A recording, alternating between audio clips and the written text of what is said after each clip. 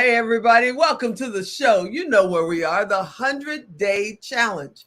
We're counting 100 days down to the Now Honors and Power of Bink in October 3rd through the 5th. And man, I cannot wait. I cannot believe we're on day 7 of this 100-Day Challenge, or are we on day 8? I need to look. It's amazing, but it doesn't matter because who's in the house today? Ooh, talk about powerhouse. 10X certified speaker. She is the expert. I'm going to tell you the expert for executive events. And just so cool. And on top of that, she's got the coolest mom on the planet. Samara Beth is here. What's happening? I better call my mom after this. Oh my How gosh, is I mom? love We'll you. get into everything else later. How's mom? Mom's great. We moved her into an apartment and she loves it. She's just getting through it, but it's exciting. We just lost my dad, and it all happens to everyone at some time. But my mom is a 76-year-old go-getter, and so she's great. We are new, strong, independent women. That's awesome. We were in Scottsdale not too long ago for Speaker Hearts. You burned that stage down. You are so good on stage. I guess that's where the 10X comes in, that you got certified. What got you started in public speaking? What made you say, okay, this is what I want to do today? So thanks, Tigo, first of all, for having me. It's a big honor to be part of this, truly. So I've actually kind of always been speaking. In the beginning of my life, I was very shy, probably because I was mute for the first 2 years, having two older brothers. All I had to do was point, and I got whatever I wanted. So I didn't really have to speak much. And my mom actually thought I was mute. She took me to all the doctors. And guess what? You've met me in person. I have been making up for it for 40, I'm 48. So 46 years I've been making up for it. Um, I love speaking because it is a great way to really get to know individuals and touch upon their hearts and get your message out there. But being paid to speak is a whole nother level. And in my world for the last almost 30 years, I have been in this stage of event production. I've been in the industry for 30 years. And I've always been the person behind the scenes doing the planning and all that. But when I'm with my industry and when I'm with teaching people, then I'm the person with the microphone. So it's really neat to be on both sides. But you say event production, like, you're talking about a kids party or the local lodge. You plan some of the coolest branded events on the planet. How did you get in that level, and which made you say, you know what, I'm going there? Yeah, so it's kind of funny because I went to University of Maryland as a public relations major in the College of Journalism. I'm from Baltimore originally because I wanted to get into events. My mom was a conference planner and I used to help her. And even when I was in high school, I was the one planning the junior ski trips, the proms, all that. So I was really doing events for a long time and then helping my mom out with her conferences. So when I decided to become an event planner, I didn't know at what level. It was more of the PR side of it, PR Mm-hmm. events, branded events, helping companies, marketing. And so I was decided I want to leave the Maryland area and go into New York City, the Big Apple. If you're going to go big, Yeah, you go go to to New Big York. Apple. What the?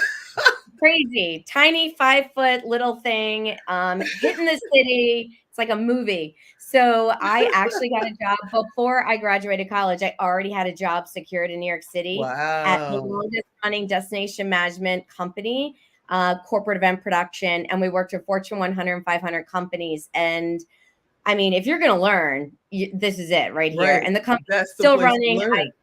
Yeah, I just actually just talked to the owner. She called me while I was in Florida the other day. She's like, I know, we have to catch up. And she's like a sister. So that's relationship building. It's been 20 some years and we're still like sisters. It's great. Okay, so that brings up a few questions. One, a lot of people, especially women, kind of get in their own way because they're afraid of stepping out of their comfort zone. They're afraid of going straight to the big apple and just reaching for the goal. How did you get past the fear? Did you even have it? Well, I guess I just pretend I was Carrie Bradshaw and just was Sex in the City. You just kind of pretend it, and at the time you kind of fake it till you make it. But before you knew it, within like the first week of working there, I was doing events at the Plaza Hotel, Waldorf Wow. Astoria, St. Wow. Regis. So I started up here. There wasn't anywhere else to go. So when Coca-Cola is your client, when American Express, you're doing all their meetings and events, and it's pharmaceutical companies. Like when those are your clients, you learn really quickly, even in your 20s, making $28,000 in New York City with two roommates living in Jersey, and doing Wow. that commuting life. You learn fast. And I really did learn from the best. So I'm so incredibly blessed for that. I was raised by the founders of the event industry organizations, the people that started all those organizations that I'm still a member of today. So I was just really lucky. So let me ask you, you know, people get opportunities. A lot of them don't take action on it because they get scared. They go, oh man, I wasn't trying to get Coca-Cola. I was trying to get, Cola R, the generic over here. And they end up with these, major opportunities and they miss them because they're either not prepared at all, right? Or they're just like, they're never going to look at me kind of a thing. And it's like, what advice would you give them when they're just getting ready to make that call, walk in that building, sit down in front of that representative for the very first time? What would you tell them to do other than, of course, breathe and don't pass out on the floor?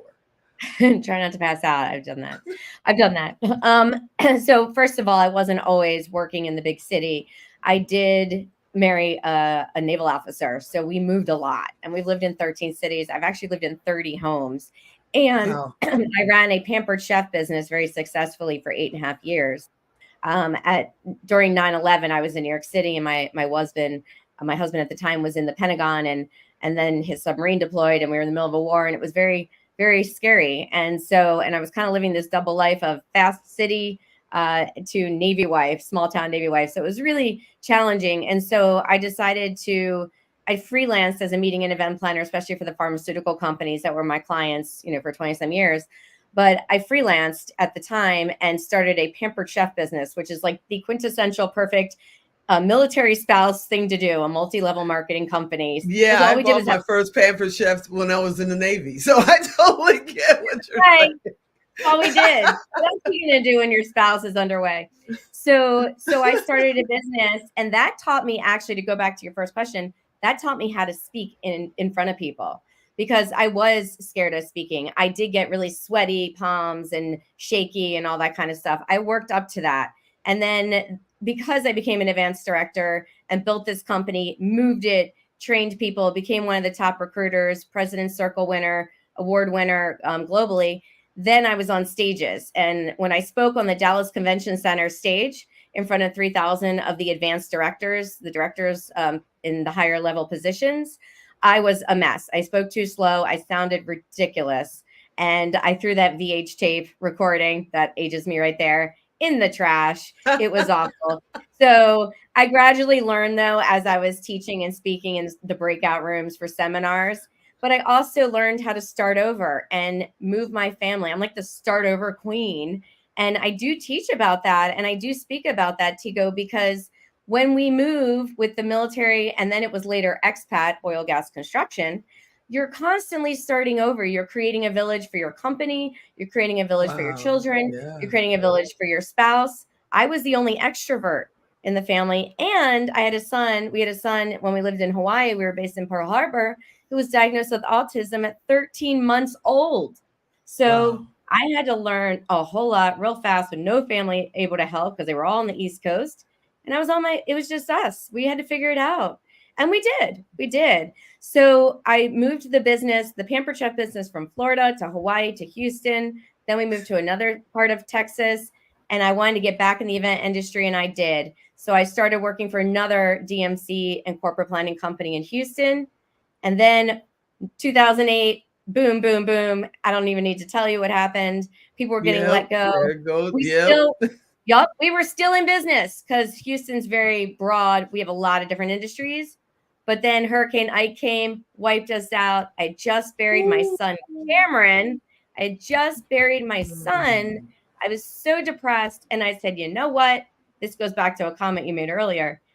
I'm going to plan kids' birthday parties and I'm going to have a really simple life. Now, And see, that's what I I didn't know that. I didn't know I know. you did kids' birthday parties. And first, I got to go and say, hey, Donna Ann, and hey, Jess, thanks for hanging out. You know, I didn't know you did kids' birthday parties, and I know there are women, there are people out there watching right now, and they're going, how do you juggle it all? How do you balance it? You know, you lost your son, you've moved all over the world, you know, and you're this superstar. I mean, you walk out on that stage and you are flawless and you just have fun with the audience, you know? You have fun with the audience. And I love having fun with the audience. I don't like it when it's so corporate structured that it feels like you're in history class in your senior year, just waiting for graduation. It's like, really, are you still there? You know, but you come out there and it's fun and it's informative. You work the stage and you make that eye contact and you feel like you're talking to us, you know, I'm talking to you. So I know somebody's going, what vitamins are you taking? You know, how are you doing this? Oh, from one angel mom to another. I That's know. so I might sweet. cry, Donna. Oh my Donna Ann. goodness. That's Oh, awesome. Thank you, that's Donna. very sweet. Very How do sweet. you balance it all? So I first of all, I write down my targets and I'm very calendar oriented. So I do organize myself color coordinated, just like my sock drawer and my highlighters have always been. OCD, type A personality. That's what makes a good event planner. But my my iCalendar on my phone is color coordinated and it has all the different things. And I have workout, shower, wash hair, put on makeup. I mean, down to the wire there. It is play by play on my calendar. Now, I overslept this morning. I didn't work out yet. But guess what? I have a gym who's here to yell at me when I don't do that. So I just do it later and I get my 30 minutes in. And then I have a watch that yells at me too. So that I have a little bit of self awareness, you know, on your devices. And so you got to set those reminders. And I do put my targets and my goals down every day. I actually have a 10X Grant Cardone planner that was gifted to me. And I do put everything from the morning all the way through the night, all the appointments, all the meetings, all the things I have to do, my goals for the day to get me there, and my targets. Targets are really important. And they don't have to be financial targets. They can be, I want to be on 100 podcasts by December 31st, 2024, or whatever. So it can be any kind of target. It could be, I want to lose 10 pounds. It could be, I want to learn how to curl my hair better. I don't know, whatever. Just go with it. So that's what keeps me organized. But does the day go that way as planned? Absolutely Just not. Life's no. what happens when you're making other plans. Of course it does. Hell no. Hell no. Hell no. I have two kids. I have a 20-year-old and I have a 14-year-old. I have a mother who's a new widow trying to figure her life out. Who just moved. You know, I have a Mom's so boyfriend. cool. Yeah, my boyfriend's mom Boyfriend's had a cool stroke. too. He's awesome. He's awesome. Tell him we're Don't gonna be. do Hong Kong together because he's amazing. He's I absolutely mean, amazing. but you know what, Tigo? That's actually my biggest set of advice right there, and that's going to be in our third book of the human empowerment with Habitu Warrior is about community, and community is everything. So when I found out that I was pregnant with a son with giant omphalocele and his liver, intestines, and stomach were in a membrane outside of his body, when he had 10% lung capacity and 10% breathing capacity, it was like, I mean, every day I cried for 3 years. It was awful. And so, with that, though, I had a community of people from all of my walks of life, from all of my, whether it was my sorority or my alumni association or the event industry or my neighbors or people from my religious organizations or whatever, they were all there for me. And they weren't just there for me then. That community, as I moved around, continued with me through social media. I started with Facebook actually when I was pregnant with Cameron, and that's when I got on Facebook for the first time. And so you just have to keep evolving and growing that community and create that village, not just for yourself, but for everyone else in your life. And the hard part's maintaining it. You know, you moved around and you were in the Yeah, military. yeah, I absolutely It's know, hard. and you know And it's hard. And it's even harder. I've been in Vegas for 30 years. I think this is harder than moving around because I was so used to, okay, I've been here 2 years, let's go. I've been here 4 years, let's go. 30 years in Vegas has been quite interesting, but you're amazing.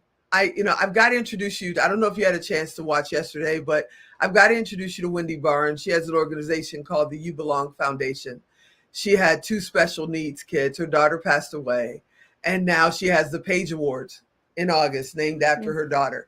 And she's our philanthropist of the year for the Now Honors, So I got to introduce you to her because now you're part of the Now and Pop family, and I'm so excited about that. I can't wait for you to meet everybody. It's like a family reunion every year. You are absolutely amazing. I could sit here all day with you, but Alan's going, hey, we got another appointment. We got to go. So I want to, I know. We'll get him later. It's okay. So I want to thank you for hanging out, but please tell people how to find you. Tell people where to go to find out more information about you. Tell people what the next book is coming up. Go. Oh, and I have a gift for your listeners too. Okay. So because I wanted to live life to its fullest, I created a bucket list planner, and they can get it for free with a digital download. And so if they go to samarabethandco.com, which is right here on below, samarabethandco.com, they can see the bucket list planner there. And then the code to get it for free, it's only $5, but the code to get it for free is bucket list, BUCKETLIST, all one word, all caps is fine. And that will get them the free download. But they're more than welcome to contact me through the website, through LinkedIn, Facebook Messenger, Instagram, whatever, at Samara Beth and Co. And they can get in contact with me and I can send them the link directly. I'm happy to do that and get them the code. So that's just they're going to love it. It's really fun, especially for the summer, but year round. You're amazing. You're the best. We're going to see each other on stages all over the place. I know that our family is going to be connected because Mom is just so cool. Mom is just so cool. And I can't wait to see you in October.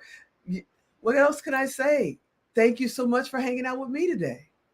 Thank you, Tigo. And I just adore you. I adore Alan. And I'm so blessed to be part of your tribe. I'm so blessed to have you as part of our tribe. All right, everybody, you know what to do. If you couldn't write it down, don't write me and say, what did she say? I was driving to work. Go to Tigo Direct. Give it a couple of hours. We'll get it up there. Go to tigodirect.com. If you're watching it live right now, go to Tigo Direct, type in Samara, type in event, type in Beth. She'll come up. Send her a message. It costs you nothing. It costs her nothing. It's our way to make sure everybody gets connected and stays connected with our Tigo family and with what we're doing with 100 Day and Expert Talk and 9 at 9, all that stuff. You can find every guest I've ever spoke with on tigodirect.com. In the meantime, I hope you enjoyed this episode. If you got an event coming up that you want to talk to her about, or, if you're a Pampered Chefs person that's struggling, she can probably help you. I want to thank you so much for watching. And as always, I'm Tigo. I'll talk to you. Yeah, you guessed it. Tomorrow. Have a great day.